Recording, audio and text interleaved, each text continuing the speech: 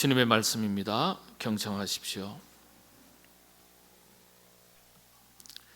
내가 그리스도 안에서 참말을 하고 거짓말을 아니하노라. 나에게 큰 근심이 있는 것과 마음에 그치지 않는 고통이 있는 것을 내 양심이 성령 안에서 나와 더불어 증언하노니, 나의 형제 곧 고륙의 친척을 위하여 내 자신이 저주를 받아 그리스도에게서 끊어질지라도 원하는 바로다. 아멘.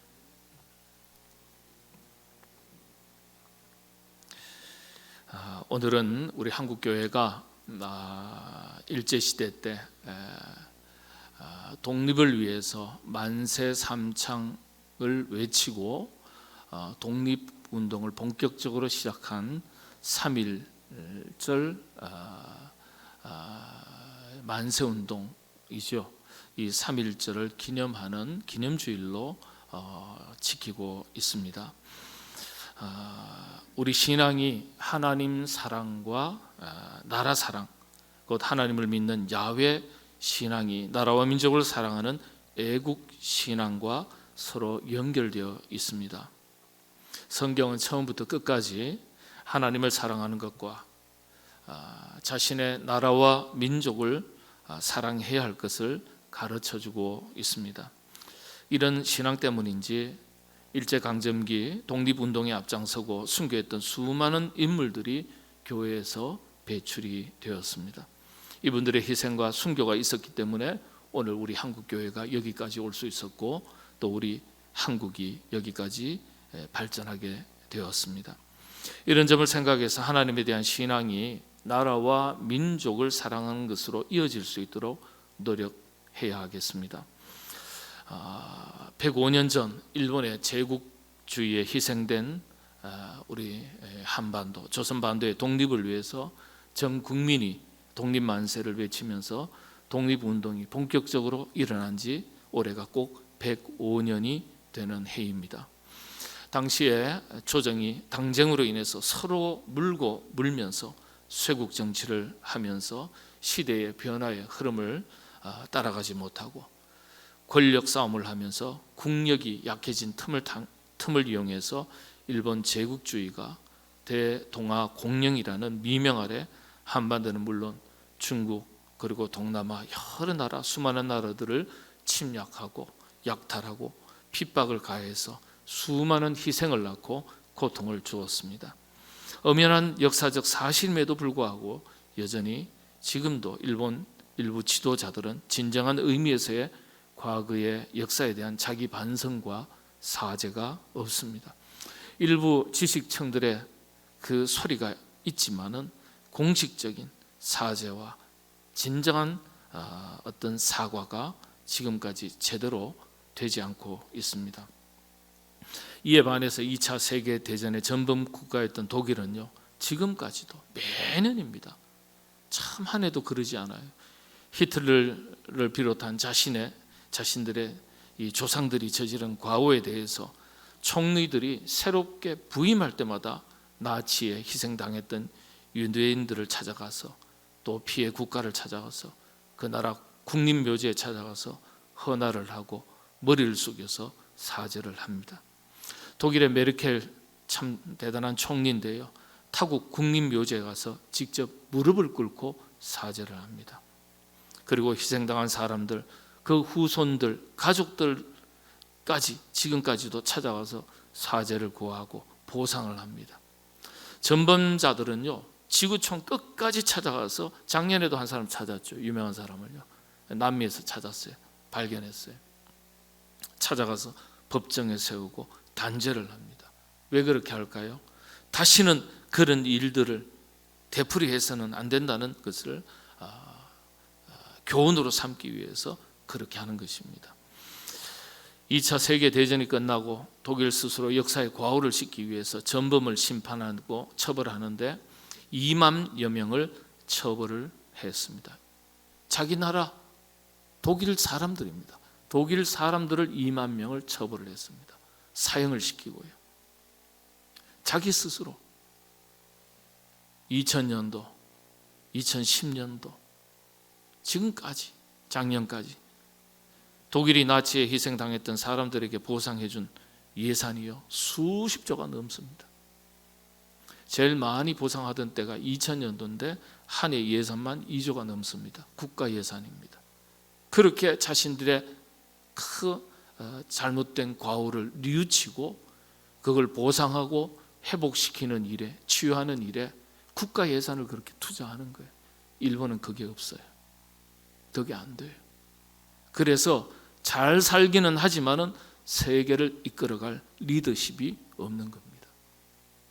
일본 제국주의로 인해서 나라가 망했을 때 그 당시 우리 기독교인들과 교회가 독립운동에 최일선에 앞장섰습니다.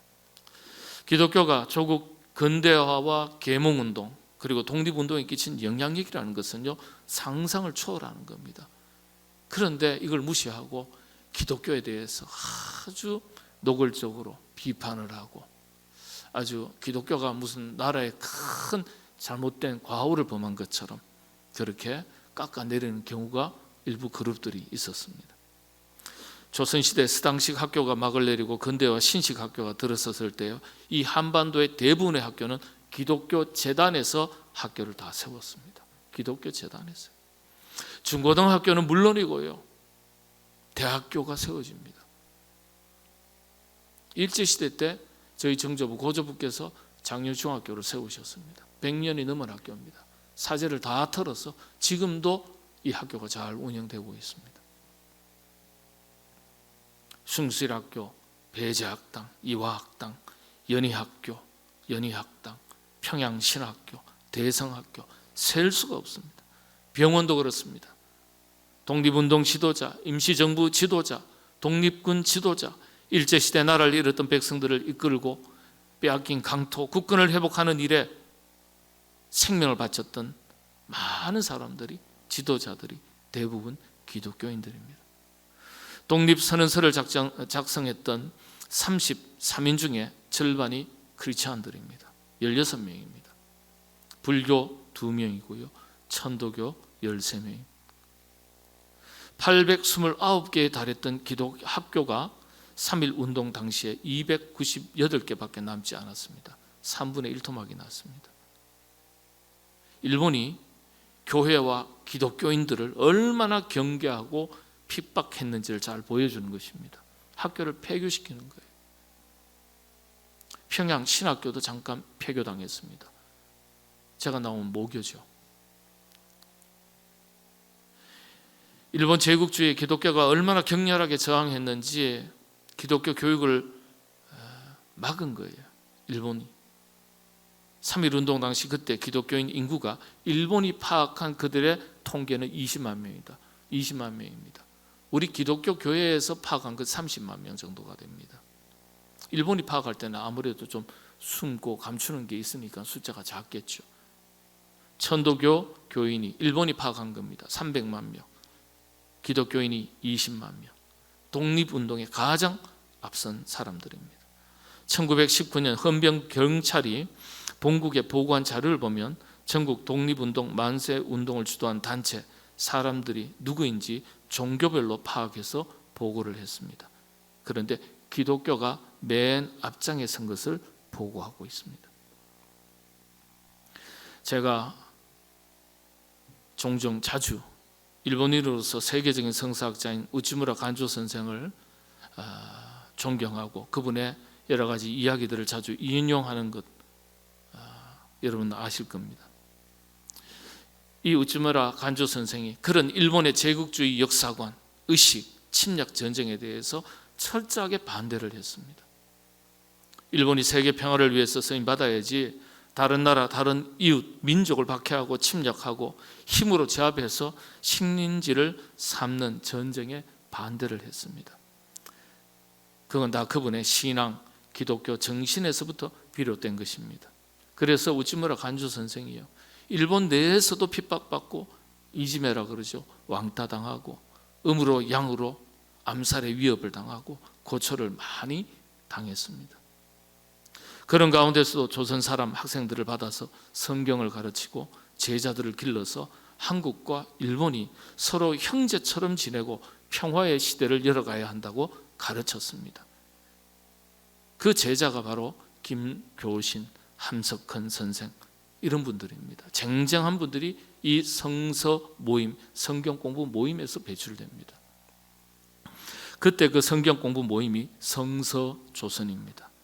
기독교 세계관, 기독교 역사의식을 바탕으로 하나님 말씀을 공부하고, 그리고 세계 평화를 위해서 또 조국의 독립운동을 위해서 힘을 쏟았던 것입니다. 이런 점에서 볼 때 신앙교육에 있어서 역사교육이 대단히 중요합니다. 서양 속담에 역사를 모르면 역사의 과오, 비극을 되풀이한다, 이런 속담이 있습니다. 그래서 역사교육이 중요해요. 여러분, 기독교 교육의 핵심 중 하나가 기독교 관점에서의 역사의식, 역사교육입니다. 이런 역사의식을 바르게 가르쳐야 나라와 민족을 사랑하는 애국자들이 배출될 수가 있는 거예요.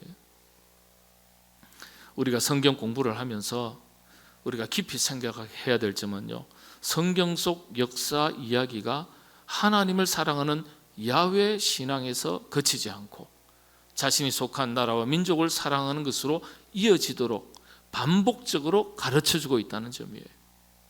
하나님에 대한 신앙, 하나님에 대한 사랑이 자신이 속한 공동체를 사랑하는 것으로 이어지도록 가르치고 있다는 거예요. 그게 이웃 사랑이에요. 이웃 사랑이 확대되면 교회 사랑이고, 교회 사랑이 확대되면 나라와 민족 사랑이 되는 거예요. 주님께서 모든 율법을 요약하셔가지고 말씀하실 때 하나님을 사랑하고 이웃을 사랑하라, 이렇게 가르쳐 주셨어요.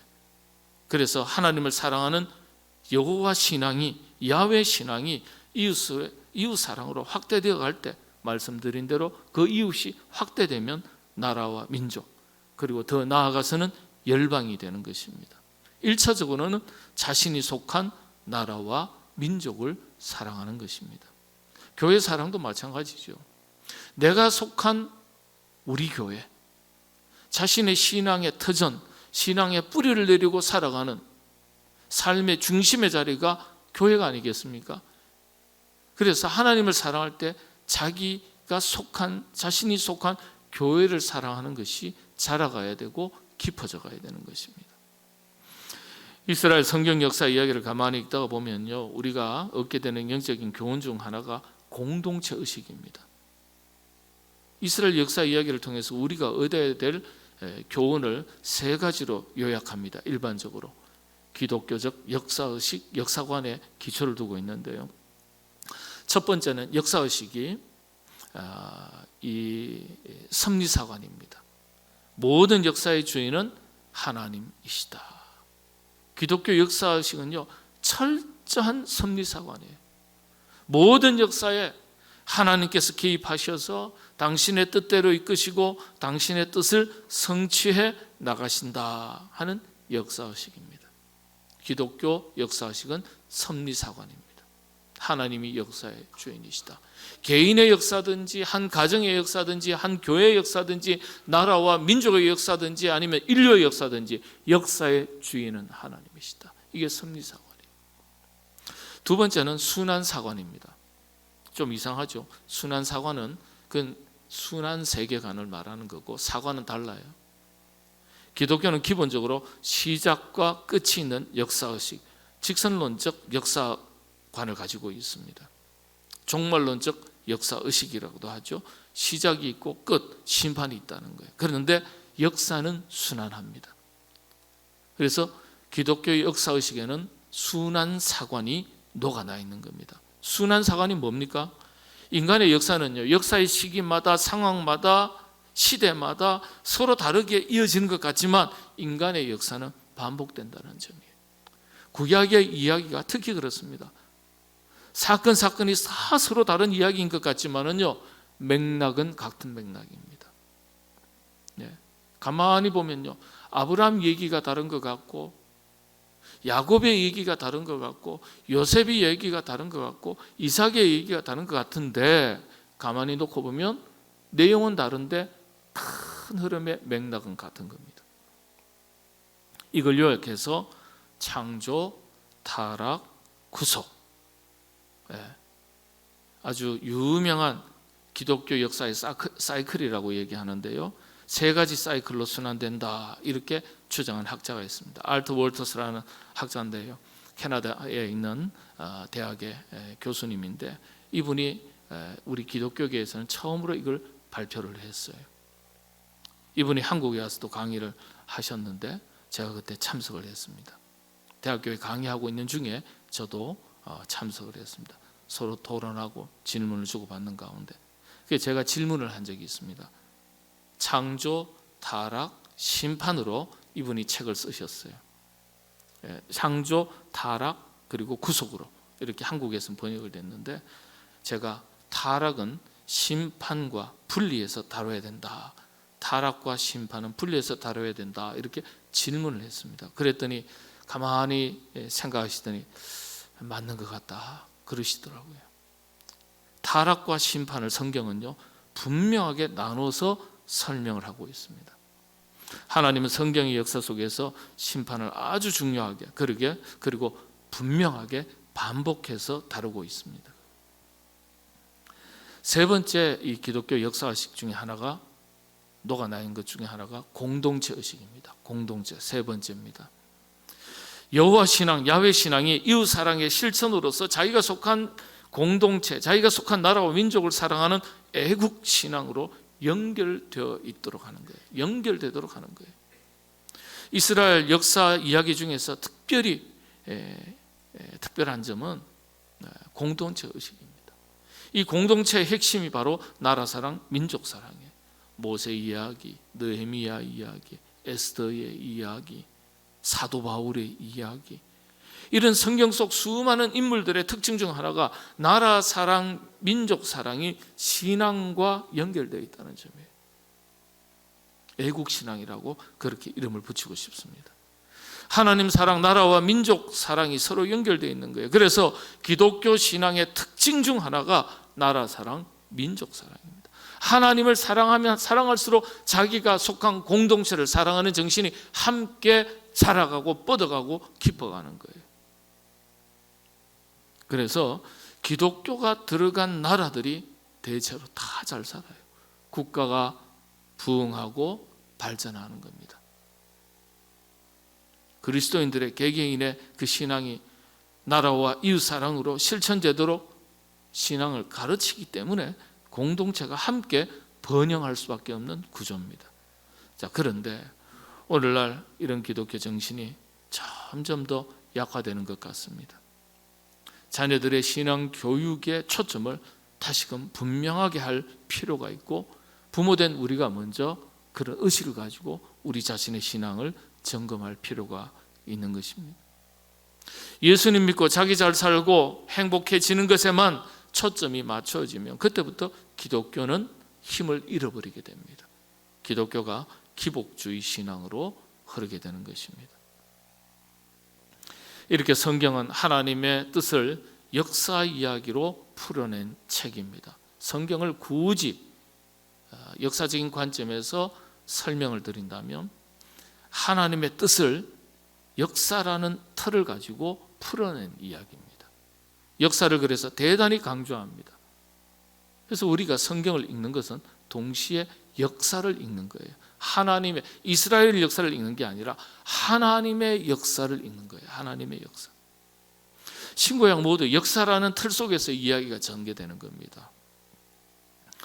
특별히 성경은 구약과 신약, 신약과 구약이 아주 균형을 이루고 있습니다. 서로 비교해 보면요, 오른팔, 왼팔과 같이 균형을 이루고 있습니다. 예를 들어서 구약은 오실 예수님에 대해서 증언하고 신약은 오신 구주 예수님에 대해서 증언합니다. 또 구원의 관점, 구속사적인 관점에서 볼 때 구약은 공동체에 초점을 맞춥니다. 그런데 신약은 개인에게 초점을 맞춥니다. 구약은 이스라엘 민족 공동체를 통해서 구원의 역사를 이루어 가시고, 신약은 한 개인을 부르시고 구원의 역사를 이루어 가시는 것을 볼 수 있습니다. 하나님의 심판을 다룰 때도요, 하나님께서 징계하시고 심판하실 때도 구약은 공동체, 곧 나라와 민족에 대해서 징계하시고 심판하시는 이야기가 핵심을 이루고 줄을 이룹니다. 그런데 신약으로 넘어가면 개인에 대해서 징계하시고 심판하시는 이야기가 핵심입니다. 모든 주제 핵심의 이야기가 서로 짝을 이루듯이 균형을 이루고 있습니다. 그래서 성경은 어느 한쪽만 보면 전체를 이해하지 못하는 경우가 생깁니다. 구약에서 기록된 것을 보고 또 신약에서 기록된 것을 함께 살필 때 하나님의 뜻을 바르게 살피고 이해할 수 있습니다. 조금 더 예를 든다면요, 성경에 많은 탄생 이야기가 기록되어 있는데 구속사적인 구원사적인 관점에서 볼 때 성경에서 주목받는 탄생 이야기가 두 사건이 있습니다. 구약의 탄생 이야기 한 건, 신약의 탄생 이야기 한 건인데, 하나님은 구약에서 공동체를, 이스라엘 민족 공동체를 부르시고 구원의 역사를 이루어 가실 때, 이스라엘 민족을 출애굽시켜 나가실 때, 그렇죠? 신약에서는 개인을 부르시고 구원의 역사를 이루어 가시는데, 구약에서 공동체를 부르실 때 첫 번째 탄생 이야기가 모세의 탄생 이야기부터 시작됩니다. 모세가 탄생한 것을 기준으로 해서 출애굽 이야기가 펼쳐집니다. 민족 공동체의, 그렇죠? 구속사 이야기입니다. 신약은 예수님의 탄생 이야기부터 시작되는 거죠. 한 개인의 탄생을 시작으로 인류 구원이라는 이야기로 확대되는 거예요. 모세는 그래서 민족 구원, 예수님은 인류 구원, 서로 비교되는 이야기예요. 신구약이 구원의 책으로서 우리가 개인 구원, 인류 구원이라는 큰 그림을 가지고 있지만 이 사이에 좀 우리가 간과하고 지나치는 부분이 있습니다. 우리 그리스도인들이 조금 약한 부분이 있죠. 현대 교회, 현대 그리스도인들에게 그 나라 사랑, 민족 사랑이라는 관점입니다. 일반적으로 한국 교인들이 성경의 이야기를 개인의 구원 차원에서 받아들이고 적용하는 경향이 아주 강합니다. 구원의 이야기를 개인을 넘어서 공동체에 적용하시는데 적용하는데 대표적인 사건이 바로 출애굽 사건이에요. 말씀드린 대로 모세를 부르시는 것으로부터 시작하지만 모세 개인을 부르시는 게 아니에요. 이스라엘 민족을 부르신 거예요. 개인적인 차원을 넘어서 공동체적인 차원으로 확대되는 거예요. 성경 속 하나님의 구원 이야기가 곧바로 예수님의 탄생 이야기로부터 시작되지 않고 모세를 통해서 민족 공동체 구원 이야기로부터 시작한다는 점이 아주 시사하는 바가 큽니다. 그리고 구원은 개인적인 차원에서 출발해서 곧바로 거대한 인류 구원으로 확대되는 것이 아니라 한 개인이 발을 딛고 살아가는 자신이 속한 나라, 자신이 속한 민족 공동체를 거쳐서 인류 구원의 단계로 확대되는 것입니다. 그러니까 우리 교회가 나라를 위해서, 민족을 위해서, 한반도 통일을 위해서 기도해야 될 책임, 사명이 우리에게 있는 겁니다. 우리가 성도 한 사람 한 사람이 이걸 자각해야 되는 거예요. 우리 가정을 위해서, 자녀를 위해서, 조금 더 확대하면 내가 관심 가지고 있는 이웃을 위해서, 또 우리 교회 공동체를 위해서 기도하시는 것에서만 머물러 있으면 안 되고, 우리가 늘 기도하지 않습니까? 첫 번째는 교회를 위해서, 두 번째는 나라를 위해서, 세 번째는 사명을 위해서 우리가 늘 공동 기도하지 않습니까? 그런 것처럼 우리 그리스도인들의 기도 속에는, 기도 제목 속에는 나라와 민족을 위한 기도가 빠지면 안 되는 거예요. 그건 우리의 의무고 우리의 책임이고 우리의 사명인 거예요. 성경을 제대로 읽으면 반드시 이 의식을 가지게 됩니다. 여러분, 오늘 본문으로 돌아가면 오늘 본문 말씀은요, 1919년도 기미 독립선언 전에, 만세 운동이 일어나기 전에 기미 독립 선언서를 낭독하지 않습니까? 낭독하기 전에 한국 교회가, 지도자들이 먼저 교인들 앞에서 낭독한 성경 말씀입니다. 이 말씀을 낭독한 다음에, 그 다음에 로마서 8장 35절부터 39절까지의 성경 말씀을 함께 읽고 기미 독립 선언문을 읽었습니다. 기미 독립 선언문 첫 소절이라도 암송하시는 분 계십니까? 제가 고등학교 때 이거 다 배우고 암송하고 시험 치고 했는데요.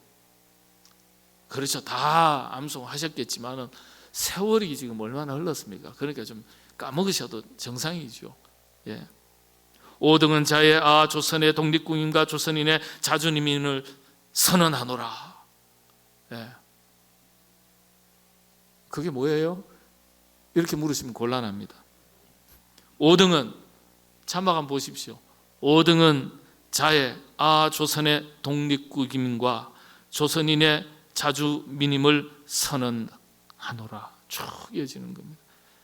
이게 무슨 뜻인지 모르겠는데 우리는 이에 우리 조선이 독립한 나라임과 조선 사람이 자주적인 민족임을 선언하노라, 이런 뜻입니다. 그런데 이 기미 독립 선언문을 낭독하고 그리고 전국에서 만세운동이 일어났는데 그 전에 오늘 성경 본문을 먼저 읽었습니다. 여러분, 이걸 잘 몰라요. 안 가르치니까 모르는 거예요. 먼저 읽었습니다. 먼저. 전절에 국회가 처음으로 만들어졌을 때 국회에서 제일 먼저 기도하고 국회에 열린 거 아시죠, 여러분? 우리나라 국회가요, 헌법을 만들 때 기도하고 국회를 열었습니다. 기도하고. 오늘 본문이 어떤 내용입니까? 자신의 동족인 이스라엘 백성들이 그리스도에게서 결코 끊어질 수 없음을 선포하는 내용입니다. 그리고 그 큰 근심과 고통이 사도 바울 자신에게 있을지라도 이스라엘 백성의 구원을 위해서라면 자신이 그리스도에게서 끊어져도 좋다고 고백하는 내용이 오늘 본문 말씀이에요. 한마디로 나라 사랑, 민족 사랑의 정신이 담긴 사도 바울의 고백입니다. 우리나라와 우리 민족이 살아날 수만 있다면, 회복될 수만 있다면, 하나님 앞에서 회복되고 다시 일어설 수만 있다면 내가 그리스도에게서 끊어져도 좋다, 이렇게 고백하는 야훼 신앙이 나라와 민족을 사랑하는 애국 신앙과 연결되어 있는 것을 볼 수 있는 그런 사도 바울의 위대한 고백 중에 하나입니다. 이웃 사랑의 극치죠. 기독교 신앙이 가지는 위대한 점입니다. 이 사도 바울의 고백과 함께 로마서 8장 35절에서 39절 말씀까지를 함께 읽고 기미 독립 선언문을 낭독하고 그리고 만세 삼창을 불렀습니다. 그리고 나서 전국에 3.1 운동, 만세 운동이 일어나기 시작한 겁니다. 35절부터 제가 39절까지 말씀을 읽어드리겠습니다. 누가 우리를 그리스도의 사랑에서 끊으리요? 환난이나 공고나 박해나 기근이나 적신이나 위험이나 칼이랴. 기록된 바 우리가 종일 주를 위하여 죽임을 당하게 되며 도살당할 양같이 여김을 받았나이다 함과 같으니라. 그러나 이 모든 일에 우리를 사랑하시는 이로 말미암아 우리가 넉넉히 이기느니라. 내가 확신하노니 사망이나 생명이나 천사들이나 권세자들이나 현재일이나 장래일이나 능력이나 높음이나 깊음이나 다른 어떤 피조물이라도 우리를 우리 주 그리스도 예수 안에 있는 하나님의 사랑에서 끊을 수 없으리라. 위대한 고백, 위대한 고백. 이 고백을 하나님 말씀으로 먼저 낭독하고 봉독하고 그리고 기미 독립 선언문을 낭독했습니다. 그리고 나서는요, 곧바로 독립으로 이어졌습니까? 아니요. 얼마나 많은 기독교 지도자들이 순교당하고 박해당하고 희생당했는지 몰라요. 기독교 신앙이 가지는 위대한 점입니다. 하나님을 사랑하는 것이 이웃 사랑하는 것으로 연결되고 더 나아가서 나라와 민족을 사랑하는 것으로 확대됩니다. 기독교 신앙이 가지는 위대한 점이에요. 작은 개인에게만 갇히면 그게 기복신앙이에요. 부끄러운 것이 됩니다. 성경 그래서 우리에게 무엇이라고 가르쳐주고 있습니까? 요한일서 4장 20절에서 21절의 말씀에 누구든지 하나님을 사랑하노라 하고 그 형제를 미워하면 이는 거짓말하는 자니 보는 바 그 형제를 사랑하지 아니하는 자는 보지 못하는 바 하나님을 사랑할 수 없느니라. 우리가 이 계명을 주께 받았나니 하나님을 사랑하는 자는 또한 그 형제를 사랑할지니라. 여러분, 한 개인에게 사랑이 확대되는 것이 아니라 공동체로 확대되고 나라와 민족으로 확대되는 것. 이것이 건강한 기독교 신앙입니다. 하나님 사랑, 여호와 신앙, 이웃 사랑, 애국 사랑으로 이어질 때 건강하고 올바른 신앙인 것을 가르쳐주고 있습니다. 여러분들, 저와 여러분이 속한 우리 교회를 더 많이 사랑해 주시기 바랍니다. 마음에 안 드세요? 우리 교회를 더 많이 사랑해 주시기를 바랍니다. 우리나라와 민족을 더 많이 사랑해 주시기를 바랍니다. 기도하겠습니다. 하나님 사랑이 이웃 사랑, 형제 사랑, 가족 사랑, 교회 성도 사랑, 더 나아가 나라와 민족 사랑, 열방을 향한 사랑으로 이어질 수 있도록 도와주시옵소서. 작은 자기에게 갇혀있는 스스로 부끄러운 신앙이 되지 않도록 도와주시옵소서. 우리나라, 우리 민족을 여기까지 올 수 있도록 복을 주시고 지켜주심에 감사합니다. 잿더미에서 다시 일어설 수 있는 나라와 민족 되게 하신 것 감사합니다. 하나님, 그러나 상처가 있습니다. 남과 북에 갈라져 있는 이 상처를 속히 치유해 주시고 세계 열방 가운데 복음을 전하여 인류 평화 공존과 인류 구원이라는 큰 사명을 감당하는 이 나라 이 민족, 그리고 한국교회 모든 성도들 되게 하여 주시옵소서.